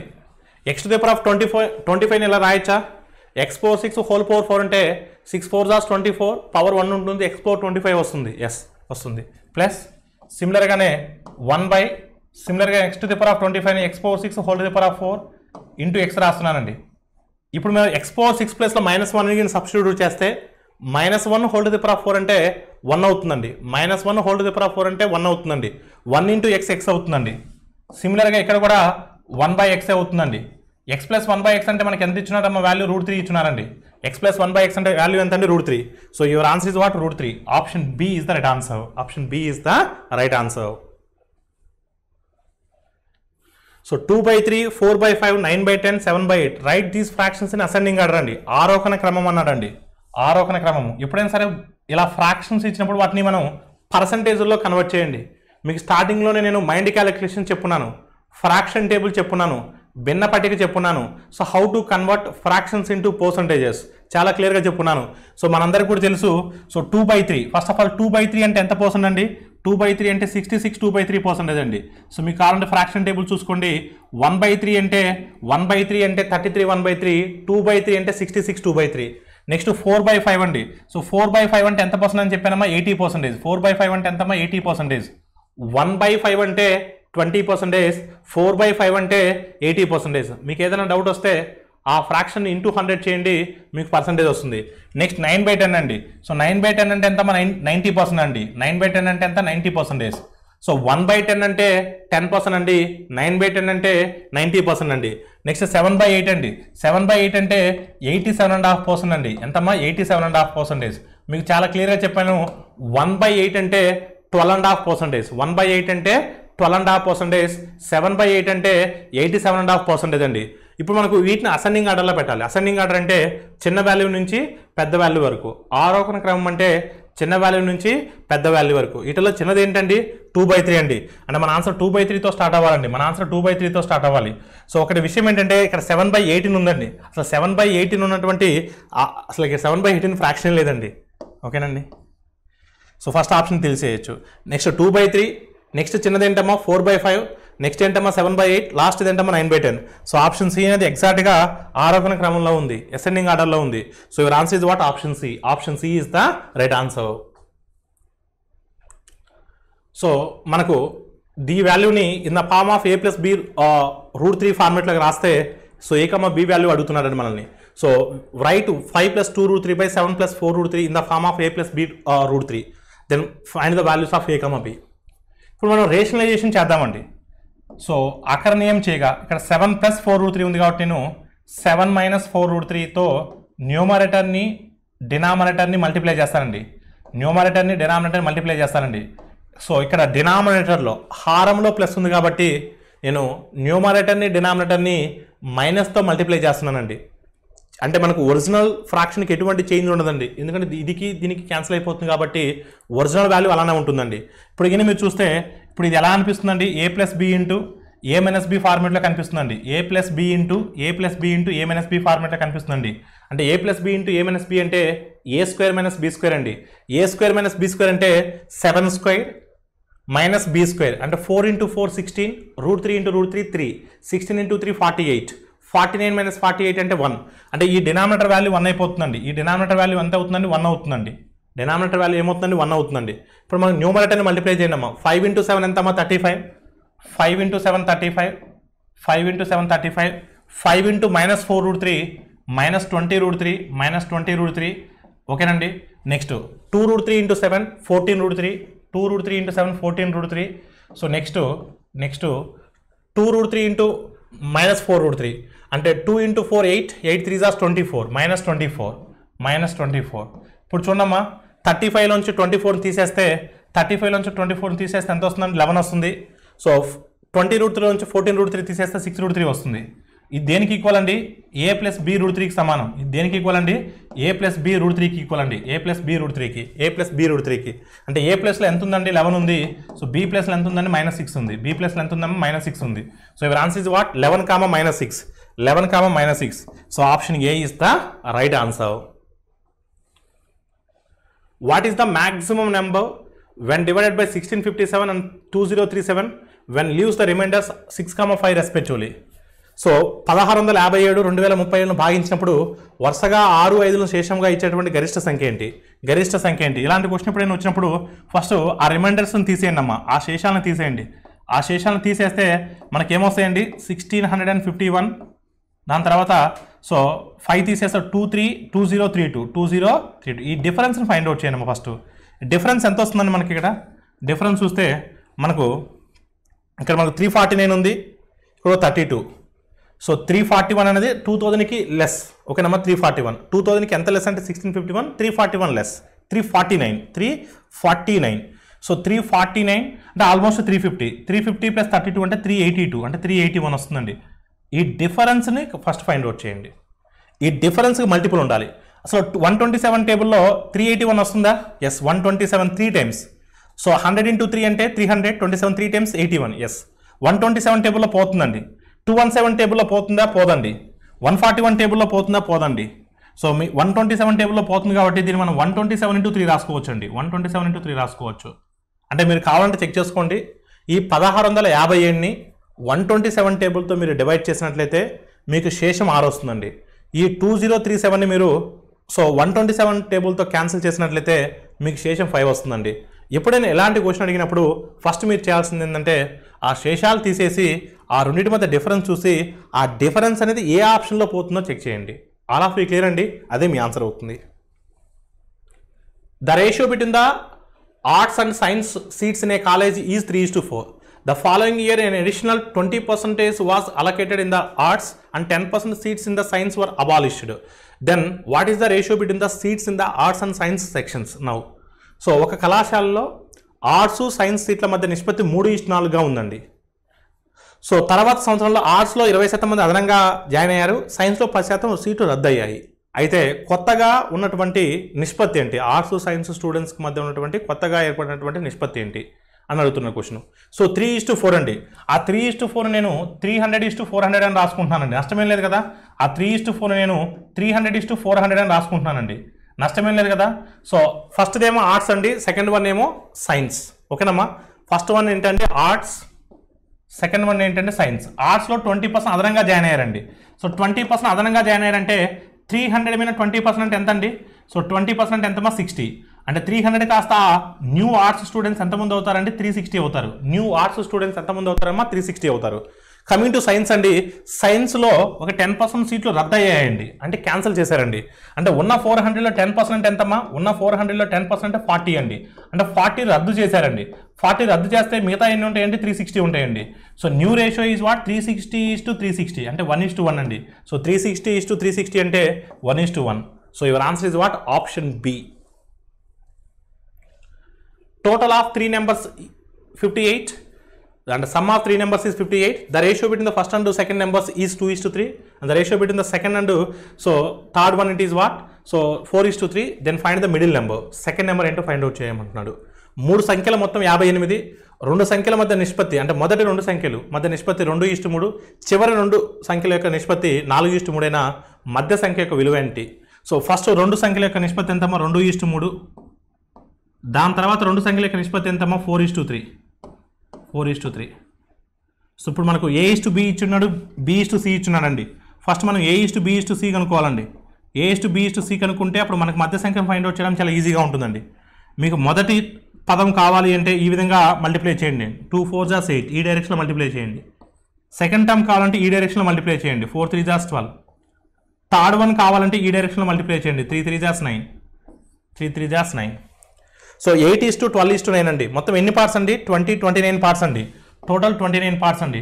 ఆ 3 సంఖ్యల మొత్తం ఎంతమ్మా? 58 అండి. 29 పార్ట్స్ అంటే 58 అండి. 29 పార్ట్స్ అంటే 58. Each part is 2. Each part is what అమ్మా? 2. అడిగింది మిడిల్ సంఖ్య అండి. మిడిల్ మధ్య సంఖ్య. మధ్య సంఖ్య అంటే రెండవదండి B. సో 12 అండి. 12 into 2 అంటే ఎంతమ్మా? 24. So your answer is what అమ్మా? 24. So 24. So option B is the right answer. 16 years ago, Tanya has 8 times to her grandfather, and from now on 8 years later, he will be 3 times to her. Then 8 years ago, Tanya's and grandfather's age ratio is what? 16 సంవత్సరాల క్రితము తాన్యాకు ఆమె తాతగారు 8 రెట్లు. 16 సంవత్సరాల క్రితం, చాలా జాగ్రత్తగా వినండి మీరు. 16 సంవత్సరాల క్రితం తాన్యాకు ఆమె తాతగారికి 8 రెట్లు. అంటే 8 రెట్లు అంటే దాని మీనింగ్ ఏంటంటే తాతగారి వయసు 8 ఉంటే ఆమె వయసు ఎంత ఉండాలండి? 1 ఉండాలండి. తాన్య వయసు, తాతగారి వయసు 8 భాగాలు ఉంటే తాన్య వయసు 1 భాగం ఉండాలి. నెక్స్ట్ ఇప్పటి నుండి 8 సంవత్సరాల తర్వాత అంటే +8. సో 8 సంవత్సరాల తర్వాత 3 రెట్లు అంట. అంటే తాన్య వయసు 1 భాగం ఉంటే సో తాత వయసు ఎన్ని రెట్లు ఉండాలంటే మూడు భాగాలు ఉండాలి. ఇప్పుడు మీరు చూడండి ఇద్దరి మధ్య అంటే 16 సంవత్సరాల క్రితానికి ఇప్పటి నుంచి 8 సంవత్సరాల తర్వాతకి డిఫరెన్స్ ఎంత అండి 24 ఇయర్స్ అండి. డిఫరెన్స్ అంతా 24 ఇయర్స్. డిఫరెన్స్ ఎంతమ్మా 24 ఇయర్స్. ఇప్పుడు ఇక్కడ చూడమ్మా, ఇప్పుడు మనం వీటిని ఈక్వల్ చేయాలి. ఈక్వల్ చేయాలంటే ఏం చేద్దాం, దీన్ని 3తో చేద్దాం, దీన్ని 7తో చేద్దాం, లేదా దీన్ని 3తో చేస్తే ఎంత వస్తుంది 24 వస్తుంది. దీన్ని 7తో చేస్తే 21 వస్తుంది. 24 21 అంటే 3 డిఫరెన్స్ వస్తుంది. దీన్ని 7తో చేస్తే 7 వస్తుంది. దీన్ని 3తో చేస్తే 3 వస్తుంది. సాటిస్ఫై అవ్వదు. ఓకేనమ్మా, సాటిస్ఫై అవుతుందండి, అవ్వదు. సో ఇంకా మనకు ఛాన్స్ ఉన్నది ఏంటండి, ఇప్పుడు మనకు సేమ్ కామన్ డిఫరెన్స్ అనేది సేమ్ రావాలండి. కామన్ డిఫరెన్స్ అనేది సేమ్ రావాలి. సేమ్ రావాలి అంటే దీన్ని మనం దీన్ని 2తో చేస్తే 16 వస్తుంది. దీన్ని 7తో చేస్తే మనకు 21 వస్తుంది. 21కి 16కి గ్యాప్ ఎంత అండి 5. దీన్ని 2తో చేస్తే 5 వస్తుంది. దీన్ని 7తో చేస్తే 7 వస్తుంది. గ్యాప్ ఎంత వస్తుంది 5 వస్తుంది. ఎస్, సాటిస్ఫై అవుతుంది. చూడండి దీన్ని ఇంటూ 2 చేస్తే ఏమొస్తుందమ్మా, ఇంటూ 2 చేస్తే 2:16 అవుతుంది. 2:16 అవుతుంది. దీన్ని 7తో చేసినప్పుడు ఏమొస్తుందమ్మా 7:21 అవుతుంది. 7:21 అవుతుంది. అంటే ఎన్ని పార్ట్స్ డిఫరెన్స్ ఉందండి, 5 పార్ట్స్ డిఫరెన్స్ ఉందండి. ఇక్కడ ఎన్ని పార్ట్స్ డిఫరెన్స్ ఉందండి, 5 పార్ట్స్ డిఫరెన్స్ ఉందండి. మీరు ఎక్స్ అనుకోని వెళ్తే చాలా టైం పడుతుందండి. ఇలా ఈక్వల్ చేసుకోవడానికి ట్రై చేయాలి మీరు. 5 పార్ట్స్ దేనివల్ల డిఫరెన్స్ వచ్చిందంటే 24 వల్లే కదా. అంటే 5 పార్ట్స్ అంటే 24 ఇయర్స్ అండి. 5 పార్ట్స్ అంటే 24 ఇయర్స్ అండి. జాగ్రత్తగా గుర్తుపెట్టుకున్నామా, 5 పార్ట్స్ అంటే 24 ఇయర్స్. అప్పుడు 1 పార్ట్ ఎంత అవుతుందండి, 1 పార్ట్ ఎంత అవుతుందమ్మా 24/5 అవుతుందండి. 1 పార్ట్ ఎంత అవుతుందండి 24/5 అవుతుందండి. 5తో క్యాన్సిల్ అవ్వట్లేదు కాబట్టి కొంచెం క్యాలిక్యులేషన్ పడుతుందండి. 1 పార్ట్ అంటే 24/5 అవుతుందండి. ఇప్పుడు మనకు ఒకసారి మీరు చూస్తే ఇప్పుడు మనకు 16 సంవత్సరాల క్రితం ఎంత 2 పార్ట్స్ అండి. 2 పార్ట్స్ అంటే 2 ఇంటూ 24/5. 2 ఇంటూ 24/5 2 పార్ట్స్ అంటే ఇది ఎవరిదండి, తన్యాదండి. తాన్యాది. ఎప్పుడు 16 సంవత్సరాల క్రితం. మనకు అడిగిన క్వశ్చన్ ఏంటంటే 16 సంవత్సరాల క్రితం అనగట్ల, 8 సంవత్సరాల క్రితం అంటున్నాడు. అంటే ఇప్పుడు మనకు 16 సంవత్సరాల క్రితం తెలుసు, 8 సంవత్సరాల క్రితం తెలియాలి అంటే +8 చేస్తే సరిపోతుంది కదా. 16 సంవత్సరాల క్రితం నుండి 8 సంవత్సరాల క్రితానికి రావాలి అంటే ఒక +8 యాడ్ చేయాలి. అంటే ఒక +8 యాడ్ చేస్తున్నానండి. ఇప్పుడు ఇదేమవుతుందండి, తాన్య 8 సంవత్సరాల క్రితం వయసు అవుతుంది. ఇంకా తాత వయసు ఏంటంటే 16 భాగాలండి. 2 ఇంటూ 1 భాగం అంటే 24/5.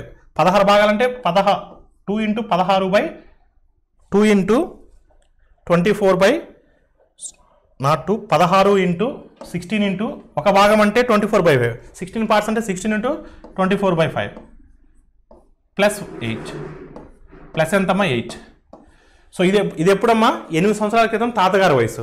ఇప్పుడు చూద్దాం ఈ యొక్క రేషియోనే మన ఆన్సర్ అవుతుందండి. సో ఒకసారి జాగ్రత్త చూద్దాం. సో మనకి ఇక్కడ 224 టైమ్స్ ఎంతమ్మా 48. ఎల్సిఎం 5 అవుతుంది. అక్కడ 5 అవుతుంది కాబట్టి 5కి 5 క్యాన్సిల్ అవుతుంది. సో 5 8 జాస్ ఎంతమ్మా 40. 5కి 5 క్యాన్సిల్ చేస్తానండి. రెండు వైపులో కూడా ఎల్సిఎం 5 అవుతుంది. నెక్స్ట్ 16 24 టైమ్స్ అండి. 16 20 టైమ్స్ 320. 16 4 జాస్ 64. 64 + 320 384. 384 + 40 424. ఓకేనమ్మా, ఇది ఎంత అవుతుందండి 88 అవుతుంది. 88 ఇక్కడ ఎంత అవుతుందండి 424 అవుతుంది. 424. సో మనకు ఇప్పుడు 11 టేబుల్ అయితే క్యాన్సిల్ అవ్వదు. 8 టేబుల్లో క్యాన్సిల్ చేద్దాం. 8 11s are 8 5s are 8 3s are 11:53. అంటే 8 సంవత్సరాల క్రితము తాన్య వయసు 11 సంవత్సరాలు, తాతగారి వయసు 53. So your answer is what 11:53. Option A is the right answer. So what is the difference between the Ayush and Deepak in the present age, in their present ages? Ayush Deepak ప్రస్తుత వయసుల భేదం ఎంత? ఇది మన క్వశ్చన్ అండి. ఇది డేటా సఫిషియన్సీ అండి. అంటే ఈ క్వశ్చన్కి మనం ఆన్సర్ చేయడానికి సో ఎటువంటి స్టేట్మెంట్స్ మనకు అవసరం? ఓకేనండి, మన టార్గెట్ ఏంటంటే ఆయుష్ దీపక్ వయసుల డిఫరెన్స్, వాళ్ళిద్దరి మధ్య వయసుల మధ్య సో వ్యత్యాసం మనం ఫైండ్ అవుట్ చేయాలి. అది ఫైండ్ అవుట్ చేయడానికి మనకి ఇచ్చినటువంటి స్టేట్మెంట్స్లో ఏ స్టేట్మెంట్స్ తీసుకుంటే మనకు సఫిషియెంట్గా ఆన్సర్ చేయగలం. మనం టార్గెట్ ఏంటంటే ఇప్పుడు ఆన్సర్ చేయడం మనకు ఇంపార్టెంట్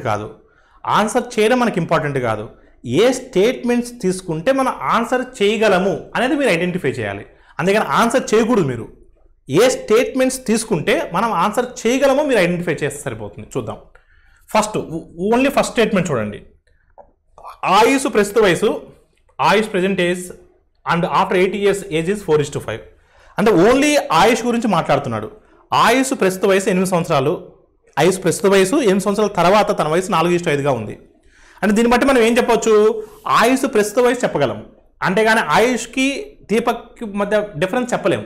ఓన్లీ ఆయుష్ గురించి మాట్లాడినప్పుడు సో ఆయుష్కి దీపక్ డిఫరెన్స్ చెప్పగలమా, చెప్పలేము. ఫస్ట్ స్టేట్మెంట్ని యూజ్ చేసి సో మనం ఆయుష్ వయసు ఫైండ్ అవుట్ చేయొచ్చు. ఏంటంటే ప్రస్తుత వయసు 4 భాగాలు, 8 సంవత్సరాల తర్వాత 5 భాగాలు, ఒక భాగం పెరిగింది, ఒక భాగం అంటే 8 సంవత్సరాలు, 4 భాగాలంటే 32 సంవత్సరాలు, 5 భాగాలంటే 40.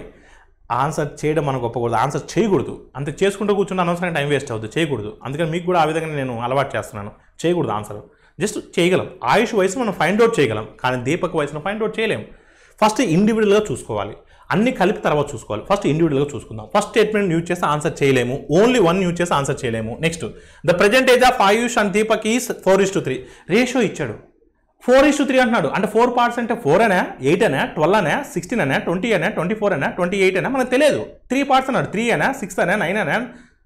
పార్ట్స్ వేరు, వయసులు వేరు, చాలామంది అనుకుంటారు, కరెక్ట్ కాదు అది. సో ఓన్లీ 2 యూజ్ చేసి ఆన్సర్ చెప్పలేము. నెక్స్ట్ 3, దీపక్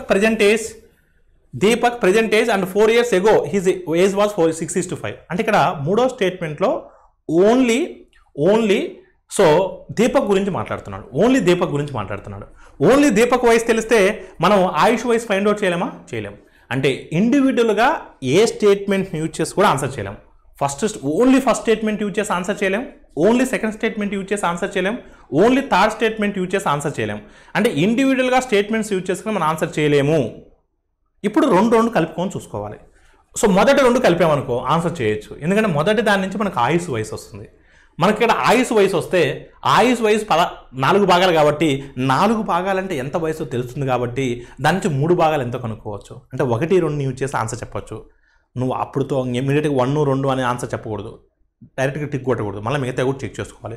1, 2 కాదు, 2, 3 యూజ్ చేసినా కూడా ఆన్సర్ చెప్పవచ్చు. ఎందుకంటే మూడో స్టేట్మెంట్ నుంచి మనం దీపక్ వయసును ఫైండ్ అవుట్ చేయగలం, మూడో స్టేట్మెంట్ నుంచి దీపక్ వయసును ఫైండ్ అవుట్ చేయగలం. కాబట్టి ఇక్కడ దీపక్ వయసు సబ్స్టిట్యూట్ చేస్తే ఆయుష్ వయసు కూడా వస్తుంది. అంటే 2, 3 యూజ్ చేసుకుని ఆన్సర్ చెప్పవచ్చు. కేవలం 2, 3 కాదు, 1, 3 యూజ్ చేసి కూడా ఆన్సర్ చెప్పవచ్చు. ఎందుకంటే మొదటి స్టేట్మెంట్ యూజ్ చేస్తే ఆయుష్ వయసును ఫైండ్ అవుట్ చేయొచ్చు, మూడో స్టేట్మెంట్ యూజ్ చేస్తే దీపక్ వయసును ఫైండ్ అవుట్ చేయొచ్చు, వాళ్ళిద్దరు నిష్పత్తి మనం ఫైండ్ అవుట్ చేయొచ్చు. అంటే 1, 2 అయినా ఆన్సర్ చేయగలం, 2, 3 అయినా ఆన్సర్ చేయగలం, 1, 3 అయినా ఆన్సర్ చేయగలం. అంటే ఏ 2 యూజ్ చేసినా ఆన్సర్ చేయగలము. ఏ 2 యూజ్ చేసినా any two of 1, 2, 3 will be sufficient. So ఇచ్చినటువంటి 3 స్టేట్మెంట్స్లో ఏ 2 అయినా సరిపోతాయి, ఏ 2 యూజ్ చేసినా మనం ఆన్సర్ ఫైండ్ అవుట్ చేయగలం. ఎప్పుడైనా డేటా సఫిషియన్సీ క్వశ్చన్స్, ఇలాంటి క్వశ్చన్స్ మీకు వచ్చినప్పుడు మీరు ఎలానే చేయాలి. అలా ఫీ క్లియర్ అండి. అదే next question,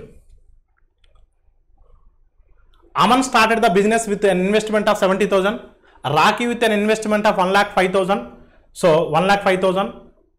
so next, after 6 months and Sagar with an investment of 1.4 lakh after another 6 months, then what is the proportion of shares of Aman, Raki and Sagar in total profit and after 3 years? So in that business, so 70,000 రూపాయలు పెట్టుబడితో అమన్ వ్యాపారాన్ని ప్రారంభించాడు. 6 నెలల తర్వాత 1,05,000 రూపాయలతో రాకి, మరో 6 నెలల తర్వాత 1,40,000తో సాగర్ అమన్తో జాయిన్ అయ్యారు. 3 సంవత్సరాల తర్వాత వాళ్ళు ఆర్జించినటువంటి మొత్తం లాభంలో వాళ్ళ యొక్క వాటాల నిష్పత్తి ఎంత చూద్దామంటే, పెట్టుబడుల నిష్పత్తి వాటాల నిష్పత్తి అవుతుంది. సో అన్నింటిలో కూడా 3 సున్నాలు తీసేస్తున్నానండి, 3 సున్నాలు తీసేస్తున్నాను, ఓకేనమ్మా. సో అంటే ఫస్ట్ పర్సన్ 70 parts అండి. ఫస్ట్ పర్సన్ ఎంతమ్మా, 70 parts. ఎన్ని నెలలు అండి, స్టార్టింగ్ నుంచి ఎండింగ్ వరకు ఉన్నాడండి. అంటే 3 సంవత్సరాలు అంటే 36 నెలలు అండి, 3 సంవత్సరాలు అంటే 36 నెలలు. 70 partsతో 3 సంవత్సరాలు అంటే 36 నెలలు, ఓకేనండి. నెక్స్ట్ సెకండ్ పర్సన్ ఏంటమ్మా, 6 నెలల తర్వాత జాయిన్ అయ్యాడు. అంటే 6 నెలల తర్వాత జాయిన్ అయ్యాడు అంటే ఎన్ని మంత్స్ బిజినెస్లో ఉంటాడంటే 30 months బిజినెస్లో ఉంటాడు, అంతే కదా. మొత్తం 36 నెలలు, 3 సంవత్సరాలు అంటే 36 నెలలు. 6 నెలల తర్వాత జాయిన్ అయ్యాడు అంటే 30 నెలలు బిజినెస్లో ఉంటాడు, అంతే కదమ్మా. ఎంత ఇన్వెస్ట్మెంట్తో జాయిన్ అయ్యాడమ్మా, 105. అన్ని సున్నాలు తీసేస్తాం, మన సున్నాలు రాసుకొని క్యాన్సిల్ చేయడం దీనికి. మూడో వ్యక్తి మరో 6 నెలల తర్వాత, అంటే మరో 6 నెలల తర్వాత అంటే ఇంకొక 6 నెలలు తీసేస్తే ఎంతమ్మా, 24 నెలలు. అంటే మూడో వ్యక్తి 24 నెలలు మాత్రమే ఉన్నాడు. మరో 6 నెలలు అన్నాడు, చూడు, మరో 6 నెలలు అన్నాడు, ఓకేనండి. ఆఫ్టర్ అనదర్ 6 months అన్నాడు. అలా ఫీ క్లియర్ అండి. అది 24 months ఉన్నాడండి బిజినెస్లో. 1.4 lakhs అండి. 1.4 lakhs అంటే 140, ఓకేనమ్మా. 140 partsతో జాయిన్ అయ్యాడు. సో ఇప్పుడు మనకు ఈ నిష్పత్తి మనకు లాభాల నిష్పత్తి కూడా అవుతుంది, వాళ్ళ యొక్క వాటాల నిష్పత్తి కూడా అవుతుంది. పెట్టుబడుల నిష్పత్తి, లాభాల నిష్పత్తి. చూద్దాం, క్యాన్సిల్ అయ్యే టర్మ్స్ ఉంటే క్యాన్సిల్ చేయనమ్మా. ఏ టేబుల్తో క్యాన్సిల్ అవుతుందో చూడండి. 35 టేబుల్తో క్యాన్సిల్ అవుతుంది కదా. ఎస్, 35 టేబుల్తో క్యాన్సిల్ అవుతుంది. 35 4 times అంటే 140 అండి. 35 3 టైమ్స్ అంటే 105, 35 2 టైమ్స్ అంటే 70 అండి. నెక్స్ట్ మనకు ఏ టేబుల్లో క్యాన్సిల్ అవుతుందండి? 9 టేబుల్లో క్యాన్సిల్ అవుతుందా? ఎస్, 9 టేబుల్లో క్యాన్సిల్ అవుతుంది. నో, 9 టేబుల్లో క్యాన్సిల్ అవ్వదు. 4 టేబుల్లో క్యాన్సిల్ అవుతుంది. 4 1s ఆర్ నో 4 టేబుల్లో క్యాన్సిల్ అవ్వదు, ఎందుకంటే 3 × 30 90 అవుతుంది. 4 టేబుల్లో క్యాన్సిల్ అయ్యే ఛాన్స్ లేదు. 6 టేబుల్లో క్యాన్సిల్ అవుద్ది. 6 టేబుల్లో క్యాన్సిల్ అవుద్ది. 18 టేబుల్లో క్యాన్సిల్ అవుద్దా? 18 టేబుల్లో నో. 6 టేబుల్లో క్యాన్సిల్ అవుద్ది. లేదా 12 టేబుల్లో క్యాన్సిల్ అవుద్దా? 12 టేబుల్లో నో. సో మనకు 6 టేబుల్లో క్యాన్సిల్ చేయండి అమ్మా. 6 6s are 6 5s are 6 4s are. Next ఏ టేబుల్లో క్యాన్సిల్ అవుతుందండి? 3 టేబుల్తో క్యాన్సిల్ అవుద్దా? నో. ఇంకే టేబుల్లో కూడా క్యాన్సిల్ అవ్వదు. So 12:15:16. 12:15:16. So 12:15:16. So your answer is what? Option B. Option B is the right answer. A and B start a business by investing capital in a 4:7 ratio. A is working partner in the business. How much A's salary percentage of the total profit? At the end of the year, both will receive equal money. So ఏబీలు 4:8 నిష్పత్తిలో మూలధనాలను పెట్టుబడి పెట్టారు. ఒక వ్యాపారాన్ని ప్రారంభించారు. ఏ వ్యాపారాన్ని నిర్వహిస్తున్నటువంటి భాగస్వామిగా ఉన్నాడు అంటే ఏ అనేది యాక్టివ్ పార్ట్నర్, సో బి అనేవాడు స్లీపింగ్ పార్ట్నర్. సో మొత్తం లాభంలో సో ఏ ఎంత శాతాన్ని అతను జీతంగా తీసుకున్నాడు. సో సంవత్సరం తర్వాత వాళ్ళ యొక్క లాభాల యొక్క వాటా అనేది ఇద్దరు కూడా సమానంగా వచ్చింది. చూద్దాం. ఎప్పుడు కూడా వాళ్ళ పెట్టుబడుల నిష్పత్తి అనేది 4:7 ఉంది కాబట్టి, ఇన్వెస్ట్మెంట్స్ రేషియో 4:7 కాబట్టి, ఓకేనమ్మా. సో వాళ్ళకి ఒకసారికి మీరు గమనించినట్లయితే ఏ అనేవాడు యాక్టివ్ పార్ట్నర్ అంటే ఏకి శాలరీ యాడ్ అవ్వచ్చు, కానీ బీకి మాత్రం అతను ఎంతైతే నిష్పత్తిలో పెట్టాడో అంతే నిష్పత్తిలో అతనికి అవుట్పుట్ కూడా వస్తుంది, అంటే ప్రాఫిట్ కూడా వస్తుంది. అంటే సో ఏబి సో ఇద్దరికి కూడా ఈక్వల్ అమౌంట్ వచ్చిందండి ఎండున, అంటే 7:7 అనుకుందాం. అంటే బీకి ఎంత వస్తుంది? 7 పార్ట్స్ పెట్టాడు కదా, 7 పార్ట్స్ వస్తుంది. బీకి 7 పార్ట్స్ వస్తుంది, ఏకి కూడా 7 పార్ట్సే వస్తుంది, ఎందుకంటే ఇద్దరికి ఈక్వల్గా వస్తుంది. మరి ఏకి 7 పార్ట్స్ రావాలి అంటే ఏకి జీతం రూపంలో ఎంత రావాలి? 3 భాగాలు రావాలి. ఎందుకంటే ఏకి ఇన్వెస్ట్మెంట్ పెట్టింది 4 పార్ట్సే, అంటే ఏకి 4 పార్ట్సే ప్రాఫిట్ వస్తుంది, కానీ చివరికి చూస్తే 7 భాగాలు వచ్చింది, అంటే మిగతా 3 భాగాలు జీతం అయి ఉంటుంది కదా. అలా క్లియర్ అండి, ఎందుకంటే ఇద్దరికి ఈక్వల్గా రావాలి కదా. ఈక్వల్గా రావాలంటే ఏకి బీకి 7 వస్తుంది, ఏకి కూడా 7 రావాలి, కానీ ఏకి పెట్టుబడి ప్రకారం 4 వస్తుంది, కానీ 7 రావాలి, అంటే మిగతా 3 ఏంటి? జీతమేగా. మిగతా 3 జీతమే కదా, మిగతా 3 శాలరీ. అలా క్లియర్ అండి. ఇప్పుడు మొత్తం ప్రాఫిట్ ఎంత అండి? ఏకి 7, బీకి 7, మొత్తం ప్రాఫిట్ ఎంత? 14. మొత్తం ప్రాఫిట్ 14. ఆ మొత్తం ప్రాఫిట్ 14లో ఏ జీతంగా ఎంత తీసుకున్నాడు? 3 తీసుకున్నాడు. అడిగింది క్వశ్చన్ ఏంటంటే మొత్తం జీతంలో టోటల్ ప్రాఫిట్లో అతనికి వచ్చిన లాభంలో ఏ యొక్క శాలరీ ఎంత శాతం? 3/14 అండి. సర్కస్ చేద్దామా? మీకు ఫ్రాక్షన్ టేబుల్ చెప్పున్నాను, మీకు ఆల్రెడీ 1/14 అంటే మీకు ఫ్రాక్షన్ టేబుల్ చెప్పున్నాను. 1/14 అంటే ఏమని చెప్పున్నానమ్మా? మీకు 7 1/7 అని చెప్పున్నాను, గుర్తుందా? Fraction table చెప్పున్నాను. 1/14 అంటే 1/7 అంటే మీకు 14 2/7 అని చెప్పున్నాను, గుర్తుందా? Fraction table చెప్పున్నాను. 1/7 అంటే 7 1/7. సో 1/7 అంటే 14 2/7, 1/14 అంటే 7 1/7. ఇప్పుడు 3/14 కాబట్టి 3 × 7 1/7. 3 × 7 1/7 ఏమవుతుందంటే 21 3/7 అవుతుంది. 7 3s are 21. So 3 1s are 3/7. 21 3/7. So your answer is what? Option D. Option D is the right answer. Identify which of the following is incorrect. అంటున్నాడండి. Which of the following is incorrect అంటున్నాడు. క్రింది వాటిలో సరికానిది గుర్తించండి. సరికానిది, ఓకేనమ్మా. సరికానిది మనం గుర్తించాలండి. సరికానిది చూద్దాం ఒకసారి. మీరు గమనించినట్లయితే ఇక్కడ సో ఈ నెంబరు 3తో 9తో డివిజిబుల్ అవుతుంది అంటున్నాడు. అసలు 3కి డివిజిబిలిటీ రూల్ ఏంటి? 3కి బాధ్యత నియమం ఏంటి? Sum of its individual digits is divisible by 3, the entire number is divisible by 3. అంకెల మొత్తం కలిపితే 3తో నిశేషంగా భాగించబడితే అది ఖచ్చితంగా ఎంటైర్ సంఖ్య అనేది 3తో భాగించబడుతుంది. 9కి డివిజిబిలిటీ రూల్ ఏంటి? Sum of its individual digits is divisible by 9, then the entire number is divisible by 9. అంకెల మొత్తం కలిపితే 9తో కింద నిశేషంగా భాగించబడితే అది 9తో నిశేషంగా భాగించబడుతుందని మనం చెప్పగలుగుతాం. అవునా కాదా అండి? ఎస్. చూద్దాం. ఇప్పుడు వరకు ఇవి ఇండివిజువల్ డిజిట్స్ యాడ్ చేయండి. 2 7 ఎంత? 9, 9 9 18, 18 80 26, 26 + 1 27, 27 5 32, 32 + 4 36. 36 అనేది 3 టేబుల్లో పోతుంది, 36 అనేది 9 టేబుల్లో పోతుంది. అంటే ఈ నెంబర్ అనేది సో 3తో పోతుంది, 9తో పోతుంది. ఇది కరెక్టే. కరెక్ట్ కాదు మనం అడిగింది, ఇన్కరెక్ట్ అడిగాడు. సెకండ్ స్టేట్మెంట్ చూద్దాం. 1 2 5 8 9 9 18, 18 + 3 21. 21 అనేది 3 టేబుల్లో పోతుంది కానీ 9 టేబుల్లో పోదు. అంటే ఇది సరికానిది. ఇంకా మిగతాది చెక్ చేయాల్సిన అవసరం లేదు, ఈ రెండు చెక్ చేయాల్సిన అవసరం లేదు, ఎందుకంటే సరికానిది మనకు ముందుగానే దొరికేసింది.